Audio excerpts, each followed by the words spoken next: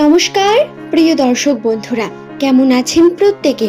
আশা করছি ঈশ্বরের কৃপায় প্রত্যেকে আপনারা সুস্থ আছেন, ভালো আছেন। বন্ধু, 2026 সালের বছরের মাঝের সময়, অর্থাৎ জুলাই মাসের শেষ, অথবা বলতে পারেন নতুন মাস আগস্ট মাস শুরুর পর্ব কিরকম হতে চলেছে এস নামের মানুষদের জন্য, আসুন আজকের এই ভিডিওতে সেই সম্পর্কে আলোচনা করা যাক।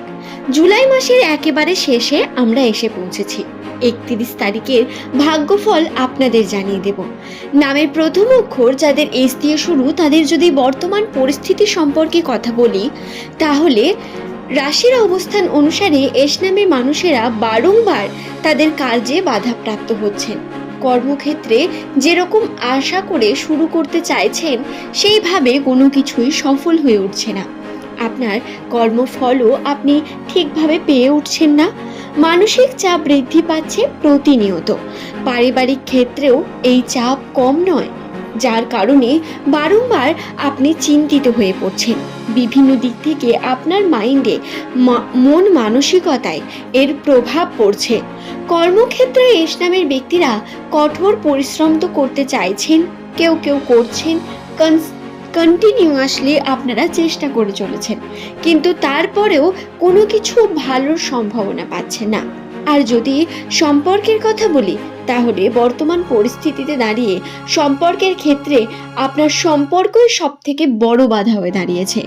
আপনি আপনার পারিবারিক ক্ষেত্রে যে সমস্ত বিষয়গুলোকে বেশি ইম্পর্টেন্স দিচ্ছেন, সেই বিষয়গুলোই আপনার বাধা সৃষ্টি করছে সব থেকে বেশি।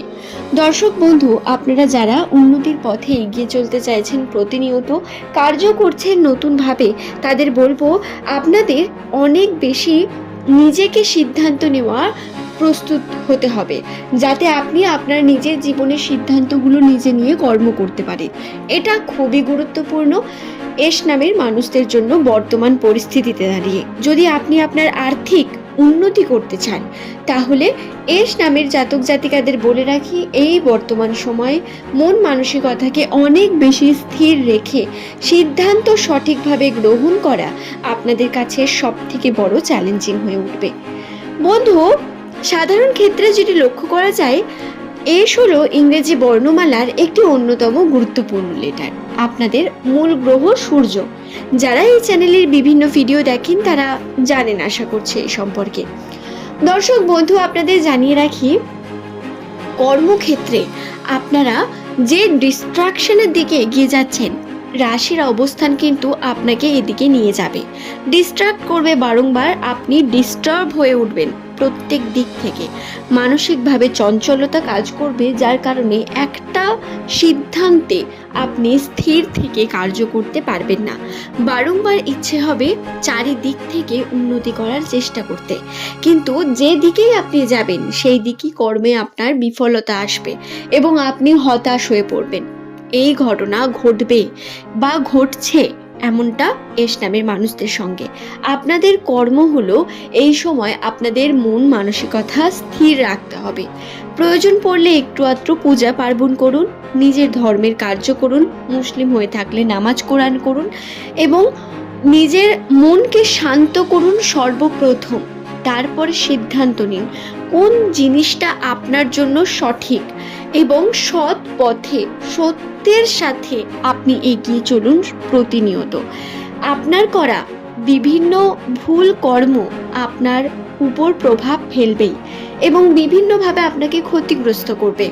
দর্শক বন্ধু, আপনাকে জানিয়ে রাখি, নামের প্রথম লেটার যদি আপনার এস দিয়ে শুরু হয়, তাহলে এই 2026 সালে আপনাদের সঙ্গে প্রচুর ওঠানামা ঘটবে।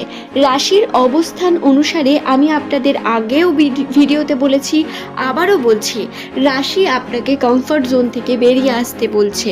রাশির অবস্থান আপনাকে বারংবার বিপদে ফেলবে, বাধা সৃষ্টি করবে কর্মে, যা প্রধানত আপনাকে স্ট্রং করে তুলবে। আপনাকে আপনার কমফর্ট জোন থেকে বেরিয়ে আপনাকে আনকমফোর্টেবলি হলেও কর্ম সম্পূর্ণ করতে হবে, তারপরেই আপনি সফলতা পাবেন বন্ধু। এটা খুব গুরুত্বপূর্ণ প্রত্যেকের জন্য। এবং যদি সম্পর্কের কথাই বলি, তাহলে সম্পর্কের দিক থেকে এস নামের মানুষদের যে পার্টনারের সঙ্গে সম্পর্ক সেটা খুব ভালো যাবে। পার্টনারের সঙ্গে আনন্দের মুহূর্ত, সুন্দরভাবে সম্পর্ক গড়ে ওঠা, এইগুলো মধ্যে পজিটিভিটি থাকলেও এগুলো আপনার ডিস্ট্রাকশনের কারণও হবে। সামান্য কিছু মানসিক শান্তির কারণে আপনি আপনার বড় কোনো ক্ষতি করবেন না, এটা হলো সবথেকে গুরুত্বপূর্ণ বিষয়। আপনাকে সেটা বুঝতে হবে কোন জিনিসটা আপনাকে আপনার লক্ষ্যের দিকে এগিয়ে নিয়ে যাবে। এবং এই সময় আমি আবারও বলি, ডিস্ট্রাকশন আসবে প্রধানত বন্ধুদের থেকে, পার্টনারের থেকে, পারিবারিক ক্ষেত্রে, কিন্তু এগুলোকে ইগনোর করেই আপনাকে এগিয়ে চলতে হবে। এস নামের ব্যক্তিদের বলি, এই সময় আপনাদের চোখ কান খোলা রেখে কার্য করার প্রয়োজনীয়তা অনেক বেশি রয়েছে।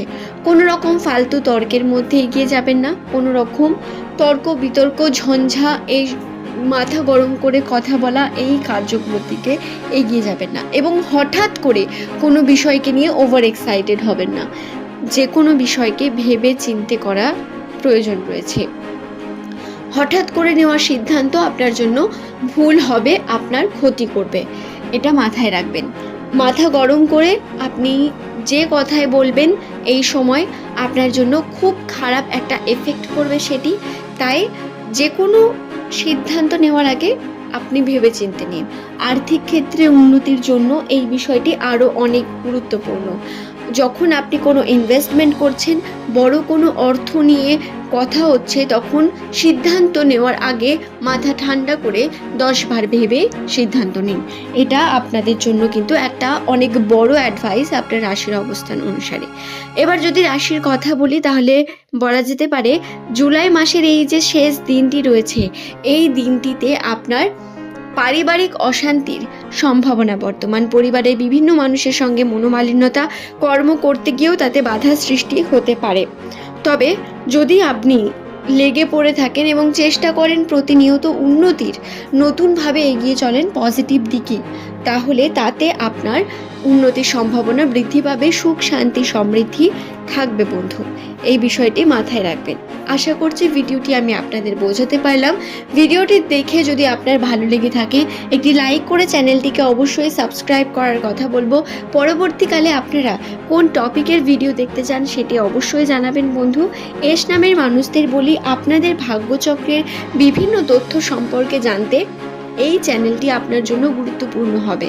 অবশ্যই চ্যানেলটিকে সাবস্ক্রাইব করবেন এবং নিজের যে প্রশ্ন, মনের মধ্যে থাকার যে প্রশ্নগুলি আপনি উত্তর খুঁজছেন সেই সম্পর্কে অবশ্যই জানাবেন। তবে বলে রাখি, কিছু পার্সোনাল প্রশ্নের উত্তর কিন্তু দেওয়া পসিবল হয় না, কারণ এটি নিউমেরোলজি থেকে বলা তথ্য।